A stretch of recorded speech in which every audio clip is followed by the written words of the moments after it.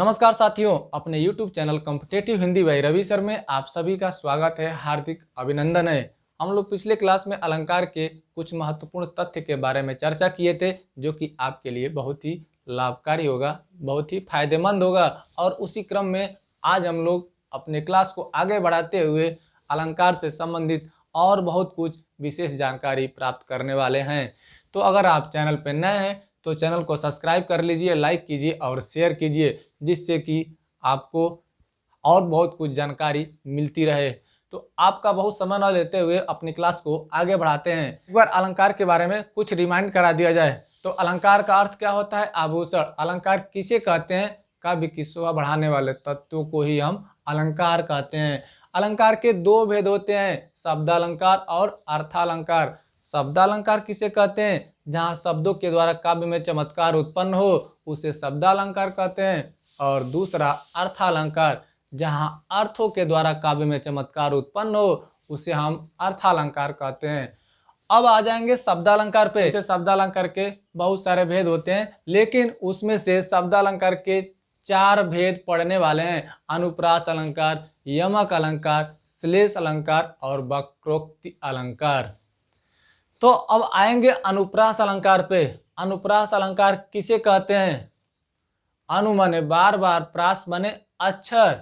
जिस कविता में एक ही अक्षर बार बार आए वहां पर अनुप्रास अलंकार होता है।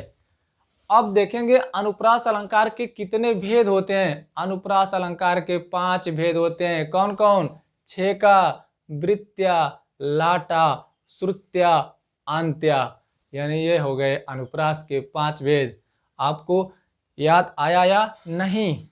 लेकिन आपको आज मैं यकीन दिला रहा हूं कि आपको आज सब कुछ याद करा देंगे, यानी आपके दिमाग में बैठा देंगे। तो देखिए यहाँ पर अनुप्रास अलंकार, अनु माने बार बार, प्रास माने अक्षर, यानी जिस कविता में एक ही अक्षर बार बार आए वहां पर अनुप्रास अलंकार होता है। जैसे तरनी, तनुजा, तट, तमाल, तरुअर, बहु, छाए। यानी तरनी में त, तनुजा में त, तट में त, तमाल में त, तरुअर में त। इन सभी में क्या हो रहा है? त वर्ण की आवृत्ति हो रही है, और जहां वर्ण की आवृत्ति बार बार हो वहां पर अनुप्रास अलंकार होता है। अब आ जाएंगे अनुप्रास अलंकार के 5 भेद जो आपको हम अभी बताए हैं। उसमें से पहला भेद क्या है? छेकानुप्रास, यानी छेकानुप्रास। छेकानुप्रास में क्या होता है? इसमें एक वर्ण की आवृत्ति एक बार होती है। क्या कर रहा है कि जहां पर एक वर्ण की आवृत्ति एक बार हो, केवल एक बार हो, वहां पर क्या होता है? छेकानुप्रास। अब देखिए आपको छेकानुप्रास का बहुत ही एक सटीक उदाहरण दे रहे हैं, जिससे कि आपको कभी नहीं भूलेगा। जैसे कि मान लीजिए किसी की अगर शादी विवाह हो रहा है तो उसका सबसे पहले क्या होता है? छेका होता है, यानी बरच्छा होता है, और वह क्या होता है? केवल एक बार होता है। सेम टू सेम उसी तरह से यहाँ भी छेकानुप्रास को याद रखने के लिए आपको बता रहे हैं कि कोई भी वर्ण होता है वह केवल एक बार आता है, तो वहां क्या होता है? छेकानुप्रास। जैसे कहत कत परदेसी की बात, तो क हत में क और कत में क, यानी क की आवृत्ति एक बार हो रही है, तो यहाँ पर क्या हो जाएगा? छेकानुप्रास। अब देखेंगे दूसरा वृत्त्यानुप्रास। यहाँ पर क्या हो रहा है? जहाँ एक वर्ण एक से अधिक बार आए, यानी यहाँ क्या हो रहा है? एक से अधिक बार आ रहा है, यहाँ पर होता है वृत्त्यानुप्रास। अब इसको भी आपको याद कराने का सबसे आसान तरीका बता रहे हैं। जैसे मान लीजिए आप एक वृत्त बनाए और कह रहा है वृत्त्यानुप्रास। मान लो कि यह एक वृत्त के रूप में हमेशा क्या होता है? चलता रहता है, यानी एक से अधिक बार आए। यहाँ जो वर्ण था वह क्या हो रहा था? केवल एक बार आ रहा था, लेकिन यहाँ जो वर्ण है वह क्या हो रहा है? कई बार आ रहा है, यानी एक वृत्त के रूप में बार बार बार बार बार बार आ रहा है। वहां पर क्या हो जाएगा? वृत्त्यानुप्रास। जैसे रघुपति राघव राजा राम, तो रघुपति में र, राघव में र, राजा में र, राम में र। देख रहे हैं यहाँ कई बार आ रहा है, यानी एक वृत्त के रूप में आ रहा है, तो यह क्या हो जाएगा? वृत्त्यानुप्रास। आशा है कि आपको छेकानुप्रास और वृत्त्यानुप्रास में दोनों में अंतर समझ में आ गया होगा। छेका में वर्ण केवल एक बार आता है जबकि वृत्तिया में कई बार आता है। बस इतना ही आप अपने दिमाग में बैठा लीजिए। अब देखेंगे तीसरा, लाटानुप्रास। अब लाटानुप्रास में कोई यहाँ पर वर्ण नहीं आता है, यानी अभी तक हम लोग केवल वर्ण पर चर्चा कर रहे थे, यानी केवल अक्षर पर चर्चा कर रहे थे। लेकिन यहाँ पर क्या है, जहाँ एक वाक्य या वाक्यांश एक से अधिक बार आए वहां पर लाटानुप्रास होता है। कह रहा है कि जहाँ एक वाक्य या वाक्यांश दो या दो से अधिक बार आए वहां पर लाटानुप्रास होता है। जैसे पूत सपूत तु क्यों धन संचय, पूत कपूत तु क्यों धन संचय। यानी अगर पुत्र अच्छा है, सपूत यानी सज्जन है, तो वहां पर हमें धन इकट्ठा करने की कोई आवश्यकता नहीं है। क्यों? क्योंकि वह खुद कमा लेगा, खुद अपना वह सब कुछ जानता है कि हमें कैसे क्या करना है, किस तरह से हमें आगे बढ़ना है। तभी उसके पिता को धन इकट्ठा करने की कोई आवश्यकता नहीं पड़ती है। दूसरा चीज क्या कर रहा है, पूत सब कपूत तो क्यों धन संचय। अगर वही पुत्र नालायक है तो उसके पिता के द्वारा अगर कितना भी धन इकट्ठा करके रख दिया जाए तो भी वह धन रहने नहीं देगा। तो वही चीज यहाँ पर कहा गया है। तो यहाँ पर क्या हो जाएगा, लाटानुप्रास। अब अगला देखेंगे चौथा, श्रुत्या अलंकार। सुनने में एक समान, श्रुत्या यानी जैसे इसका उच्चारण कर रहे हैं, अर्थ इसका निकाल रहे हैं, श्रुत्या यानी जो सुनने में एक समान लगे। और यहाँ पर क्या होता है, त वर्ग की आवृत्ति होती है, यानी त वर्ग से संबंधित अधिक से अधिक वर्ण आते हैं। वहां पर क्या होता है, श्रुत्या अलंकार। जैसे तुलसीदास सीदत निस दिन देखत तुम्हारी निठुराई। तो यहाँ पर देखिए त वर्ग का त वर्ग में कौन कौन से वर्ण आते हैं, त थ द ध और न।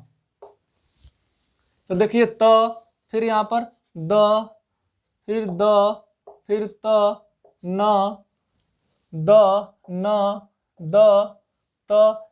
यानी यहाँ पर हम क्या देख रहे हैं कि जो त वर्ग के कुछ वर्ण हैं वे उन्हीं का बार बार क्या हो रहा है, आवृत्ति हो रहा है। और दूसरी चीज जो सुनने में एक समान लगे वहीं पर श्रुत्या अलंकार होता है। जैसे तुलसीदास सीदत निस दिन देखत तुम्हारी निठुराई, यानी यह सुनने में सभी एक समान लग रहे हैं, यहाँ पर श्रुत्या अलंकार होता है। अब अगला देखेंगे लास्ट पांचवा, अंत्यालंकार।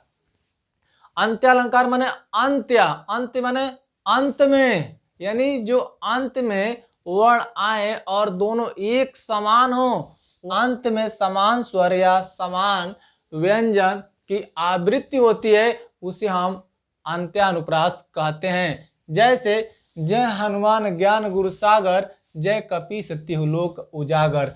यानी अंतिम वर्ण को हम देखेंगे तो यहाँ पर क्या है, गर गर। पहली पंक्ति का अंतिम वर्ण और दूसरी पंक्ति का अंतिम वर्ण दोनों एक समान होते हैं, उसे हम कहते हैं अंत्यानुप्रास।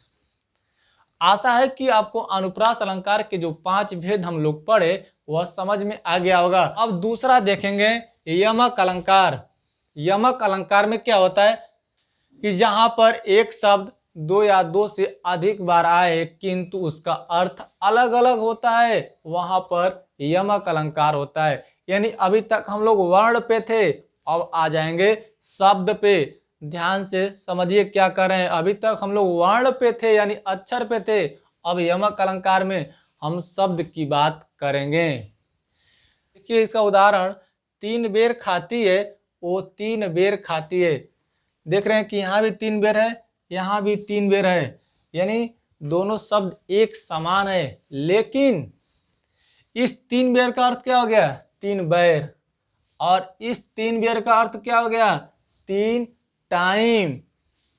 तो यानी शब्द एक ही समान है, शब्द एक ही है, लेकिन उसका अर्थ अलग अलग निकल रहा है, वहां पर हो गया यमक अलंकार। अब देखेंगे हम लोग अगला तीसरा श्लेष अलंकार। जहां पर एक शब्द में कई अर्थ चिपके हो वहां पर क्या होता है, श्लेष अलंकार। यानी जहां पर एक ही शब्द में कई अर्थ चिपके हो, यानी एक से अधिक अर्थ निकले, वहां पर श्लेष अलंकार होता है। चरण धरत चिंता करत चितवन चारों ओर, सुवर्ण को खोजत फिरत कवि व्यभिचारी चोर। तो यहाँ सुवर्ण शब्द जो है इसका अर्थ क्या होता है? सुवर्ण माने स्वर्ण होता है, एक सुवर्ण माने सुंदर स्त्री होता है, एक सुवर्ण माने सुंदर वर्ण होता है, यानी सुंदर अक्षर होता है। यानी शब्द एक ही है लेकिन उसके एक से अधिक अर्थ निकल रहे हैं। देखेंगे वक्रोक्ति अलंकार, जहां कहने वाला कहे कुछ और लेकिन सुनने वाला उसे समझे कुछ और, वहां पर वक्रोक्ति अलंकार होता है। आपको यह एग्जाम्पल एक दिया गया है और यह एग्जाम्पल का जब अर्थ बताएंगे तो आप बहुत ही आसानी से समझ लेंगे और आपके दिलो दिमाग में बैठने वाला है। देखिए कह रहे द्वार पर को प्रिय हरि तरु शाखा जाओ, प्रिय मधुसूदन तेरो का काम। आपको इसका अर्थ समझ में आया नहीं, लेकिन अब आपको इसका अर्थ मैं समझा रहा हूं। देखिए क्या कर रहा है कि द्वार पर को, यानी यहाँ पर राधा और कृष्ण का यह एक संवाद के रूप में इसे प्रेषित किया गया है, यानी इस संवाद के रूप में आपके सामने रखा गया है और जो हास्य व्यंग पर आधारित है।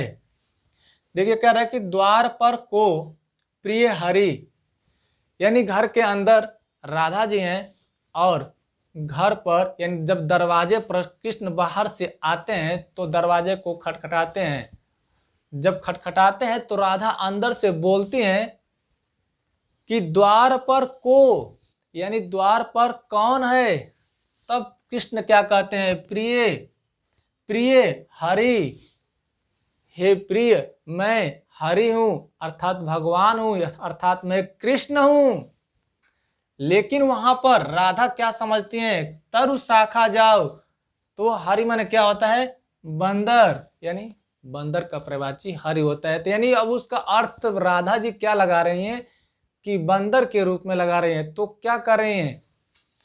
तरु शाखा जाओ, तो तुम्हारा यहां पर क्या काम है? तुम शाखाओं पर जाओ।